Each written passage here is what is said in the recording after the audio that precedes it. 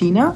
I'm a COO at Asia School of Business, and we've just had a great session on being more aware of our physique and wellness. I liked it tremendously. I think just within an hour, more awareness of the crinks and the places that we sort of ignore, but create so much subconscious and conscious pain throughout the day. And we all work in an office environment, so me and my colleagues, I think it was really informative. And then the tips on how to just unlock the strains, so relevant and also accessible, and we can apply it immediately.